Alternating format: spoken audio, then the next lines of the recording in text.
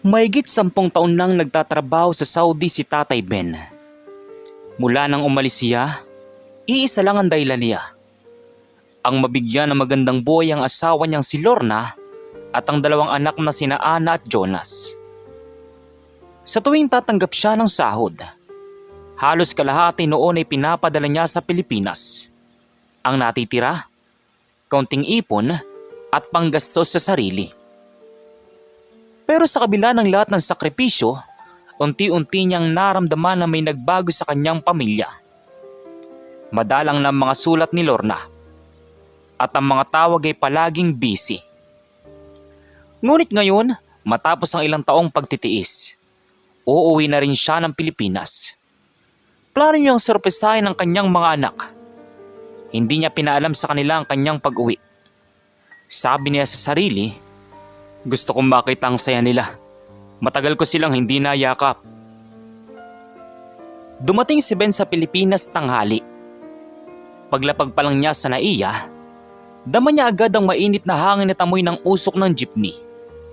Mga bagay na minsan niyang iniyakan sa disyerto.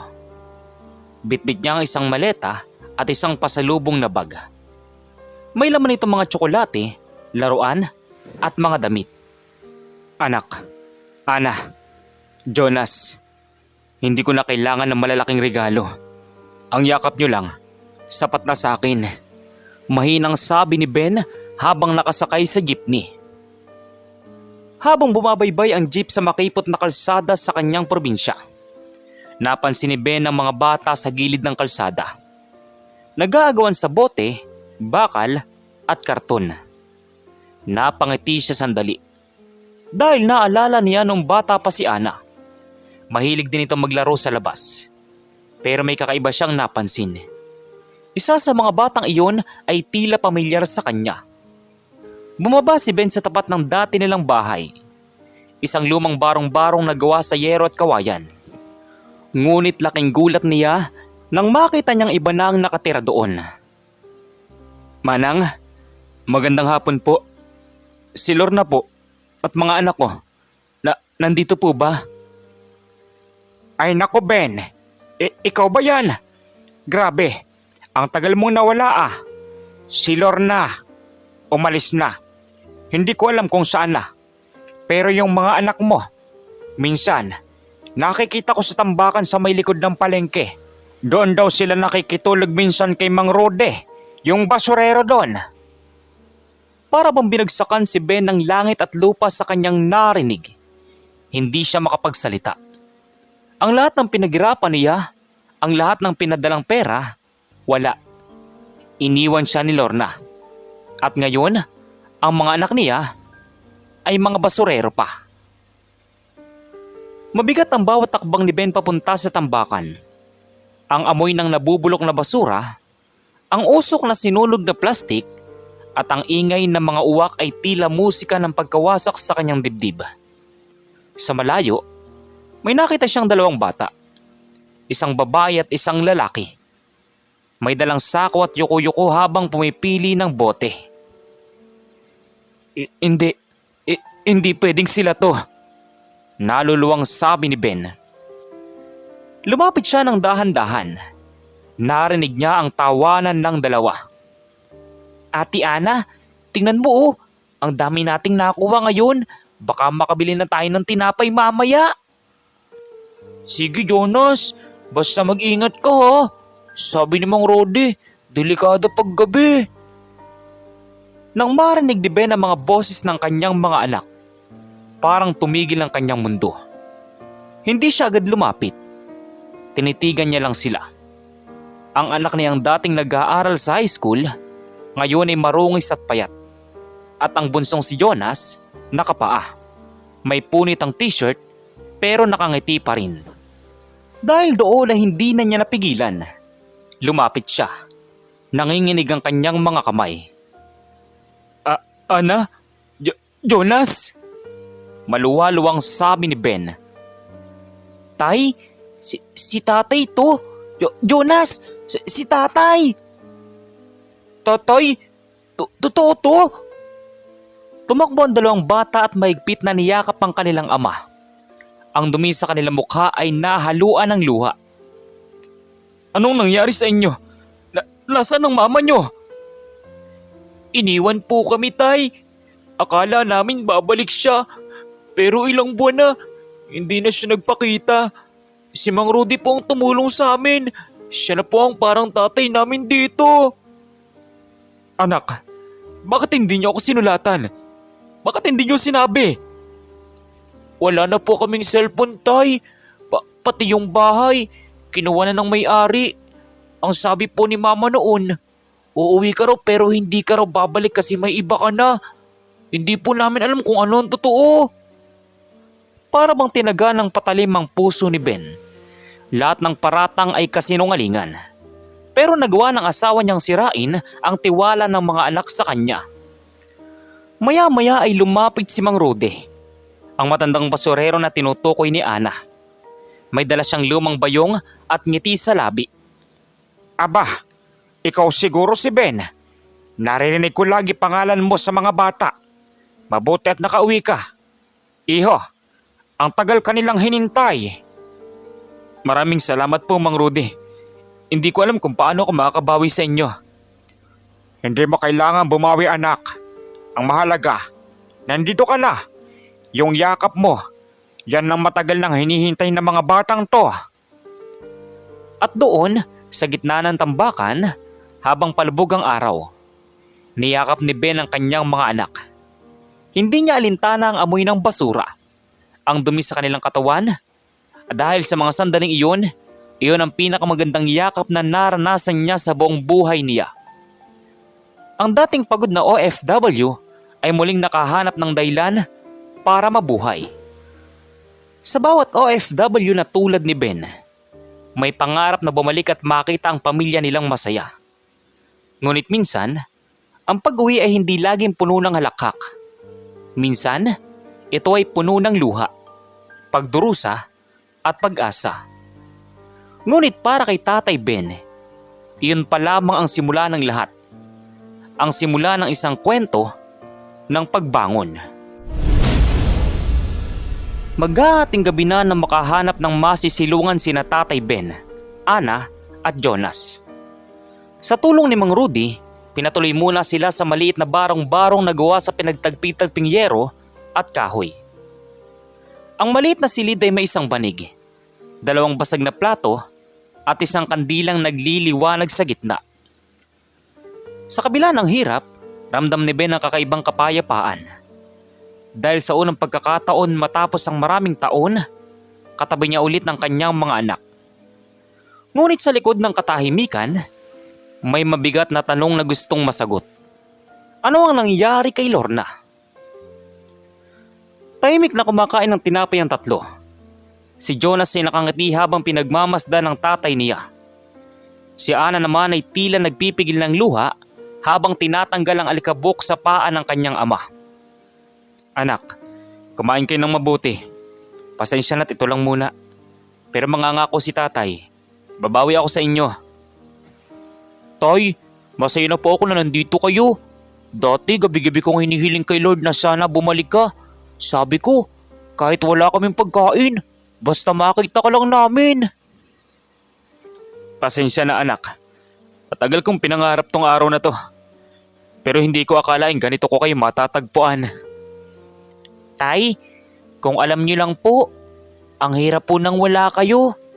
Akala po namin, ayaw niyo na sa amin. Kasi si Mama, lagi niyang sinasabi na nakalimutan niyo na daw kami. Anak, hindi ko kayo kailanman nakalimutan. Araw-araw, kayong laman ng bawat dasal ko.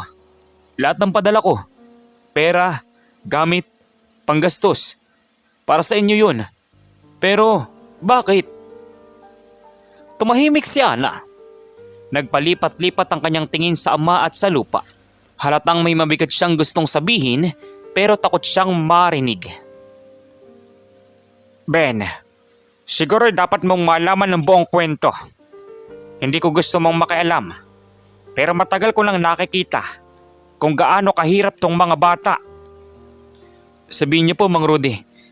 Makikinig po ako. Pag alis mo, si Lorna muna. ay maayos pa. Pero nang lumipas ang 2 taon, may ibang lalaki na laging dumadalaw sa kanila. Akala namin ay kamag-anak lang. Hanggang sa isang araw, bigla na lang silang umalis. Iniwan ng mga bata dito sa bayan. Ang sabi ng mga kapitbahay, sumama raw siya sa lalaking iyon papuntang Maynila. Sumama? Iniwan ng mga anak namin? Oo anak. Nung una, inakala ni Ana na babalik pa ang nanay niya. Araw-araw silang naghihintay sa tapat ng bahay. Pero pagdating ng gabi, wala pa rin. Hanggang sa tuluyang kinuha ng may-ari yung bahay niyo dahil wala ng pambayad ng renta. Kaya napilitan silang tumira dito sa tambakan. Mula noon, ako nang tumulong sa kanila kahit kaunti. Hindi makapaniwala si Ben sa narinig. Lahat ng mga pinadala niyang pera, lahat ng sakripisyo niya sa disyerto, lahat ng pawis at dugo, ay ginamit ng asawa niya para sa ibang tao lamang. Ay, akala ko, pamilya kong iniingatan ko. Hindi ko alam, may iba na palang umahawak sa pangarap ko. Tay, wag na po kayong umiyak. Kahit po iniwan kami ni Mama, hindi po namin kayo sinisisi. Alam ko pong ginawa niyong lahat para sa amin. Anak, simula ngayon, walang magugutom sa inyo. Hindi na kayo mamamasura. Gagawa tayo ng paraan para bumangon muli. Kinabukasan, maaga pa lang ay lumabas si Ben upang hanapin ang mga lumang kakilala. Pinuntahan niya ang dati niyang kumpare na dati tumatanggap ng mga OFW na nagpapadala ng remittance. Ben, ikaw ba yun? Grabe, buhay ka pa pala. Pasensya na kumpare, pero matagal lang di nagpupunta dito si Lorna. At alam mo ba, may lalaking kasama yun noon. Sinasabi ng asawa mo ang kaibigan mo raw yun. Kaya silang kumukuha ng mga padala mo. Ano? Silang kumukuha ng pera ko? Oo kumpare. Ang akala ko kasi, okay lang sa'yo. Kasi may mga dokumento pa siyang pinapakita. Perma mo raw. Pero nung nalaman kong umalis na siya, uli na ang lahat. Pasensya na kumpare. Napayo ko si Ben. Ramdam niya matinding panghihinayang.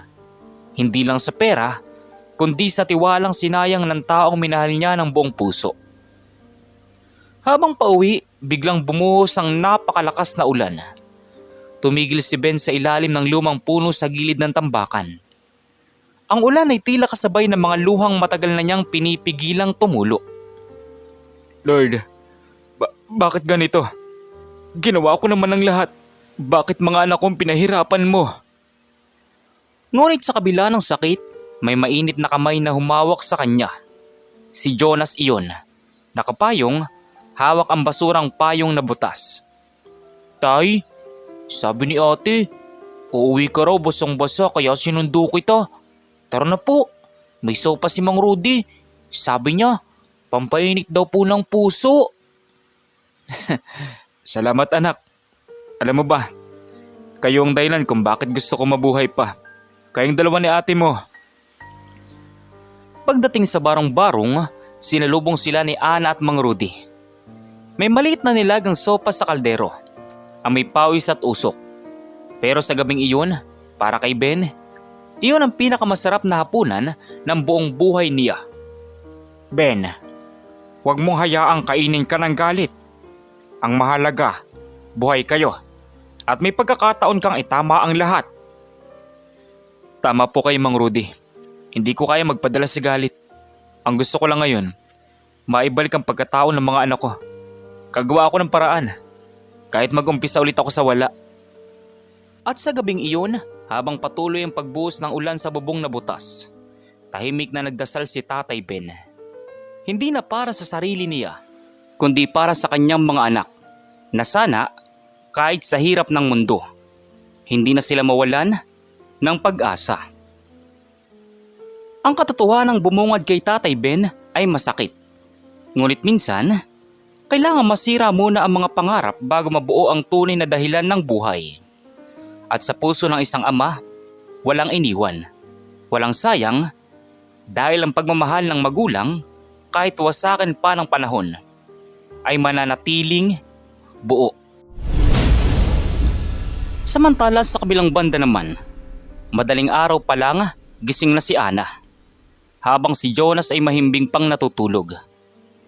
Tahimik niyang pinagmamasdan ng kanyang papa, si Tatay Ben, na nakahiga lamang sa isang banig. Payapa ang mukha, parang hindi siya makapaniwalang totoo na narito na ulit ang kanyang tatay. Ngunit habang tinitingnan niya ito, unti-unting bumabalik sa isip niya ang mga panahong wala si Ben. Ang mga gabing giniginaw sila, ang mga araw na gutom sila, at ang mga panahong akala niya hindi na sila makakaligtas. 1 taon matapos umalis si Tatay Ben papuntang Saudi, nagsimula nang magbago si Lorna. Noong una, palaging masigla. Lagi siyang may kwento tungkol sa mga tawag ni Ben.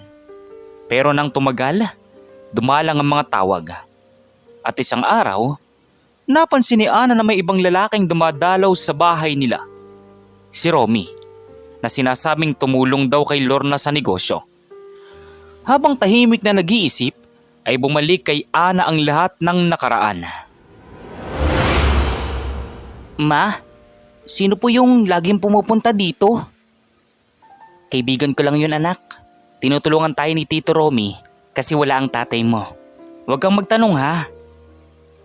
Pero kahit bata pa noon si Ana, alam niyang may mali. Madalas niyang marinig ang pagtatalo ng kanyang ina at ng lalaking iyon tuwing gabi. At minsan, naririnig niya rin si Lorna, umiiyak, nagsisigaw, pero pagkatapos, kinabukasan ay parang walang nangyari. Paglaon ay nawala si Romy sa paligid. Pero kasabay noon, nagsimulang mawalan ng pera si Lorna. Ang mga padala ni Ben ay unti-unting naubos. Hindi na rin nababayaran ng upa. At ilang linggo lang ay pinaalis sila ng may-ari ng bahay. Bitbit lang nila noon ang ilang damit at mga laruan ni Jonas. Tumira sila sa ilalim ng tulay. Ang dating magandang uniforme ni Ana ay napalitan ng maraming sando. Si Jonas naman ay halos araw-araw umiiyak dahil sa gutom. Ate, wala po ba tayong kakainin ngayon? Sandali lang, Jonas. Maghihintay tayo kay mama. May pupuntahan lang daw siya, sabi niya. Ngunit hindi na bumalik si Lorna. Ilang araw silang naghintay. Hanggang sa dumating ang isang matandang lalaki, si Mang Rudy. Aba, mga bata, bakit nandito kayo? Wala ba kayong uuwian? Si mama po, umalis, pero babalik daw siya. Sabi niya po kasi sandali lang. Halika na muna sa akin. May lugaw ako doon. Huwag kayong matakot ha.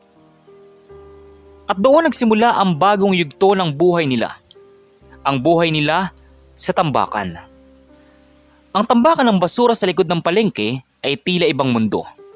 Mainit sa araw, maputik sa ulan, at mabaho sa lahat ng oras. Pero para kay Ana at Jonas, iyon ang naging tahanan nila. Araw-araw ay bitbit ni Ana ang sako habang si Jonas ay sumusunod sa kanya. Natuto silang mamili ng bote, karton at tanso para ibenta sa junk shop. Sa bawat kilo, ilang pirasong tinapay lang ang kapalit. Jonas, dito ka lang ha. Huwag kang lalapit sa tambak ng bubog. Delikado yun. Opo ate, pero ate, bakit yung mga bata sa school may bag? Tapos tayo sako lang? Darating ang araw, magkakaroon ka rin ng bag. Mag-aaral ka ulit. Madalas tinutokso sila ng ibang bata. Tinatawag na basurero, anak ng wala. Ngunit imbis na lumaban, tinuturo ni Ana sa kanyang kapatid ang magtimpi. Jonas, hindi importante ang tawag ng iba. Ang mahalaga, mabuting tao tayo ha. Isang gabi, malakas ang ulan. Ang bubong ng barong-barong ni Mang Rudy ay tumutulo. Nilagay ni Ana ang mga lata sa ilalim ng patak ng ulan para hindi mabasa ang banig. Si Jonas naman ay nanginginig sa ginaw. Ate, gusto ko na si tatay. Sabi ni mama, nasa Saudi daw siya. Pero tagal na nun, baka di na siya bumalik. Hindi yan totoo. Babalik si tatay.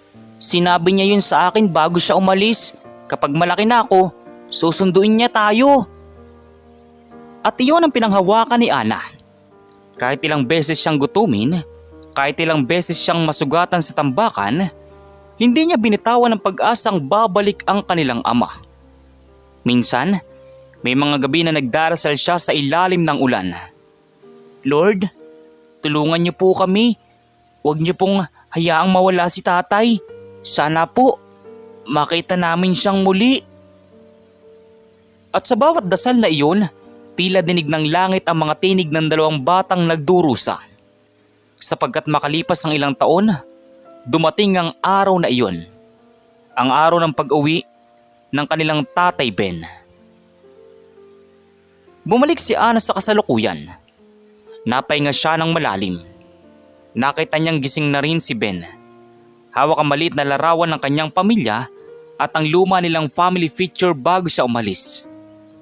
Anak, gising ka na pala. Kanina pa kita tinitingnan. Parang dalaga ka na talaga. Pasensya na kung lumaki ka ng walang tatay sa tabi ha. Tay, huwag niyo pong sabihin yun. Kung hindi kayo nagsakripisyo, baka hindi rin kami natutong lumaban sa buhay. Kung hindi kami iniwan ni mama, baka hindi ko naiintindihan ang halaga ng pamilya. Anak, ang tapang mo. Kung alam mo lang, araw-araw kong pinapangarap na sana maibalik ko lahat ng oras na nawala sa atin. Hindi niyo po kailangan bawiin, tay. Kasi nandito na kayo. Sapat na yun. Sa mga salitang iyon, muling napayakap si Ben sa kanyang anak. Si Jonas naman, bagong gising. Agad ding sumama sa yakapan. 3 pusong muling pinagtagpo ng tadhana, pagod, sugatan, ngunit buo. Habang tumatama ang unang sinag ng araw sa kanilang barong-barong, alam ni Tatay Ben na iyon ang simula ng panibagong yugto. Hindi man niya mabubura ang sakit ng nakaraan. May pagkakataon siyang bumawi. At iyon ang pinakamahalagang regalo ng Diyos. Ang mga alaala ng paghihirap ay parang mga sugat na hindi agad naghihilom. Ngunit kapag napalitan ng yakap at pagmamahal, nagiging marka ito ng katatagan. At para kay Tatay Ben, ang nakaraan ay hindi upang kalimutan, kundi upang hindi na muling mangyari ang masalimuot na pangyayari sa kanilang anak. Kinabukasan, tila ibang araw ang sumikat sa tambakan. Sa unang pagkakataon, may ngiti sa mga labi ni Tatay Ben. Hindi dahil wala na silang problema, kundi dahil alam niyang sa wakas may dahilan na ulit para lumaban. Kasama niya sina Ana, Jonas at si Mang Rudy. Sabay-sabay silang nag-agahan ng tinapay at kape. Simpleng umaga pero puno ng pag-asa. Mga anak, simula ngayon, hindi na tayo aasa sa awa ng iba. Magtatrabaho ulit si tatay, kahit anong klase, basta marangal. Maghanap ako ng paraan para magkaroon tayo ng bahay ulit. Tay, tutulungan ko po kayo. Marunong na akong maghiwalay ng bote at bakal. Pwede po akong magbenta sa junk shop habang naghahanap kayo ng trabaho. Hindi na anak, tama ng paghihirap mo. Mag-aaral ka ulit. Kahit anong mangyari, ibabalik ko sa inyo ang buhay na dapat niya matamasa. Tay, ako din po. Gusto kong matutong magbasa ulit. Sabi ni Mang Rudy, tutulungan daw niya ako. Tama yan, Ben. Ako muna ang bahala kay Jonas sa araw habang naghahanap ka ng trabaho. Ganyan talaga ang pamilya. Tulungan. Napangiti si Ben. Parang lumuwag ang dibdib niya. Matagal na panahon na siyang hindi nakakaramdam ng ganitong lakas ng loob. Bitbit ang lumang bag, lumakad si Ben papunta sa bayan. Habang binabaybay niya ang kalsada, parang bumabalik ang alaala ng kabataan niya. Ang mga panahong puno pa siya ng pangarap bago siya umalis papuntang Saudi. Maraming tindahan at construction site ang kanyang nilapitan. Ngunit karamihan sa kanya ay tinanggihan siya. Pasensya na pre, puno na kami rito. Marami na nag-a-apply. Pero hindi siya sumuko. Sa bawat pagtanggi, mas tumitibay ang kanyang loob. Hanggang sa may isang matandang lalaki na lumapit sa kanya. Ikaw ba si Ben? Yung dating OFW na mason? Naghahanap kami ng tao sa bagong proyekto dito sa barangay. Hindi malaki ang bayad, pero araw-araw meron. Kahit maliit, basta marangal. Maraming salamat po. Sa wakas, nakahanap din siya ng trabaho. Hapon na makauwi si Ben. Pagpasok pa lang niya sa barong-barong, sinalubong siya ng 2 munting braso. Tay, may balita ka po. Nakahanap ka ng trabaho? Oo anak, bukas magsisimula na ako. Construction sa may barangay hall. Hindi kalakayan ng kita, pero sapat para makabili ng bigas at gatas para sa inyo. Wow, tay, salamat po. Pangarap ko lang naman po na makitang masaya kayo ulit. Aba, ayos yan. Ganyan ang tunay na tatay. Hindi sumusuko kahit gaano kabigat ang laban. Samantala sa kabilang banda naman, lumipas ang mga araw. Araw-araw, bago pa sumikat ang araw, umaalis na si Ben. Pawisan, sunog sa araw, pero lagi pa rin umingiti pag-uwi. Si Ana naman ay tinupad ang pangako. Nagsimula siyang pumasok sa libreng night class sa barangay. Si Jonas naman ay natutong magbasa sa tulong ni Mang Rudy. Isang gabi, habang kumakain sila ng lugaw, inilabas ni Ben ang sobre na may kaunting pera. Mga anak, ito. Unang sweldo ni tatay. Hindi man malaki, pero gusto ko kayong dalhan ng isang special na hapunan. Tay, wag na po. Itabi na lang natin yan. Baka kailanganin niyo sa pamasahe. Hindi anak. Dapat maramdaman natin na kahit kaunti, may biyaya pa rin ang buhay. Kinabukasan, bumili si Ben ng kalahating manok at kaunting kanin. Sa unang pagkakataon matapos ang maraming taon, nakatikim ulit sila ng masarap na pagkain. Hindi mula sa basura, kundi mula sa trabaho sa construction worker. Tay, ang sarap! Para po tayong may piyesta! Anak, hindi mahalaga kung gaano karami ang pagkain. Ang mahalaga, sabay-sabay tayong kumakain at buo tayong pamilya. Sa gabing iyon, nagdasal si Ben. Hindi na para sa kayamanan o tagumpay, kundi pasasalamat sa panibagong simula.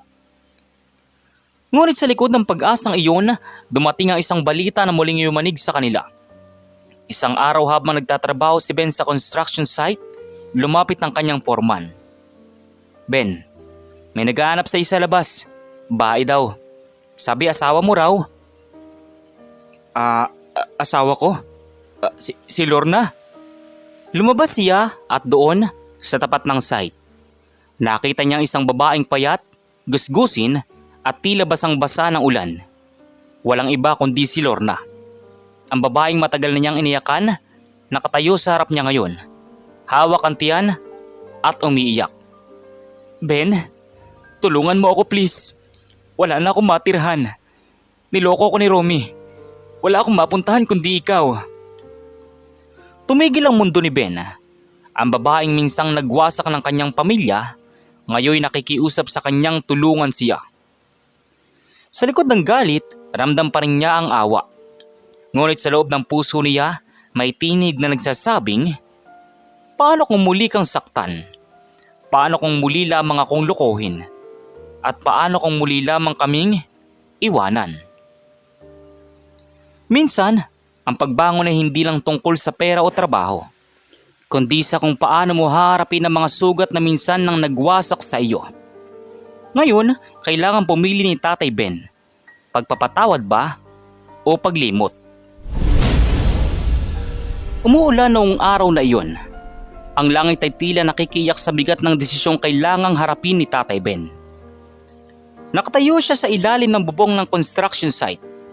Basang-basa si Lorna sa labas, habang dahan-dahang bumabalik sa kanya ang mga alaala. Ang mga gabi ng pagtitiis, ng pag-iisa at ng mga luwa habang nasa malayong bansa.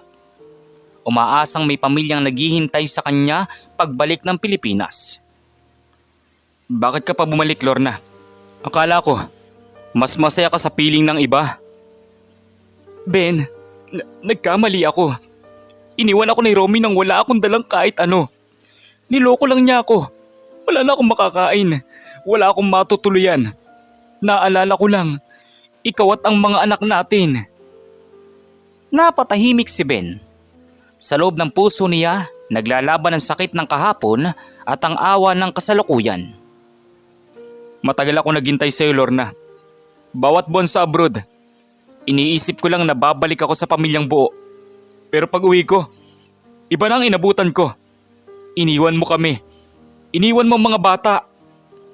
Alam ko, pinagsisisihan ko yun araw-araw. Pero Ben, hayaan mo akong humingi ng tawad. Kahit sandali lang. Makita ko lang sila muli. Dala ni Ben si Lorna pauwi sa barong-barong. Habang naglalakad sila sa makipot na daan, walang salitang lumabas sa kanilang mga bibig. Ang tanging tunog ay patak ng ulan sa bubong at tibok ng pusong parehong sugatan.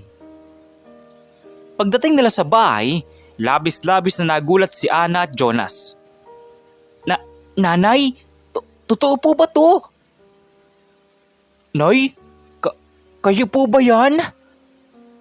Mga anak, patawarin niyo ako. Alam kong iniwan ko kayo. Pero araw-araw ako nilamon ng konsensya. Hindi ko na alam kung paano pa ako makakabawi. Pero nandito ako ngayon. Nay, masakit pa rin. Pero si tatay, kahit iniwan niyo kami, hindi sumuko. Siyang dahilan kung bakit buhay pa kami ni Jonas. Lorna, kung gusto mo magbago, magsimula ka. Pero tandaan mo, hindi mo na pwedeng ulitin ang ginawa mo noon. Hindi ko man kayang kalimutan agad, pero marunong pa rin ako magpatawad para sa mga anak natin. Ang mga salitang iyon ang parang ilaw sa madilim na loob ng barong-barong. Samantala lumipas ang ilang buwan. Unti-unting bumalik sa ayos ang lahat. Si Ben ay patuloy na nagtatrabaho bilang mason. At dahil sa kanyang sipag, na-promote siya bilang foreman. Si Ana ay nagtapos na ng elementarya at gustong maging guro. Si Jonas naman, marunong na magbasa at madalas magkwento kay Mang Rudy. Habang si Lorna, tahimik na tumutulong sa bahay. Nagbebenta ng gulay sa palengke at sa bawat araw na lumilipas, pilit niyang binubuo ang tiwalang minsang nawala. Ben, salamat ta. Hindi ko akalaing pagbibigyan mo pa ako ng pagkakataon.